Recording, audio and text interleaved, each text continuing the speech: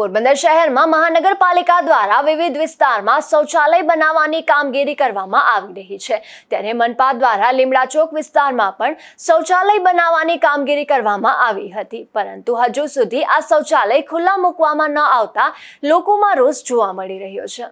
પોરબંદર શહેરમાં મહાનગરપાલિકા દ્વારા વિકાસના કામો કરવામાં આવી રહ્યા છે, જેમાં શહેરના અલગ અલગ વિસ્તારમાં જાહેર શૌચાલય બનાવવાની કામગીરી શરૂ કરવામાં આવી હતી, ત્યારે પોરબંદર મનપા દ્વારા શહેરના લીમડા ચોક માર્કેટ પાસે પણ શૌચાલય બનાવવાની કામગીરી શરૂ કરવામાં આવી હતી, પરંતુ આ શૌચાલય તૈયાર થઈ ગયા બાદ પણ છેલ્લા 2 માસથી મનપા દ્વારા અલીગઢના તાળા લગાવી દેવામાં આવ્યા છે, જેથી સ્થાનિકોને ભારે મુશ્કેલી વેઠવી પડી રહી છે। તો આ બાબતે સ્થાનિકો દ્વારા અગાઉ પણ રજૂઆત કરવામાં આવી હતી, તેમ છતાં શૌચાલય ખુલ્લું મૂકવામાં આવ્યું ન હતું, ત્યારે મહાનગરપાલિકાના અધિકારીઓની સાથે અહીં પ્રચાર કરનારા મહાનગરપાલિકાની ચૂંટણીના ઉમેદવારો સામે લોકોનો રોષ વધી રહ્યો છે। નિપુલ પોપટ સાથે અશોક થાનકી, ગુજરાત ન્યૂઝ, પોરબંદર।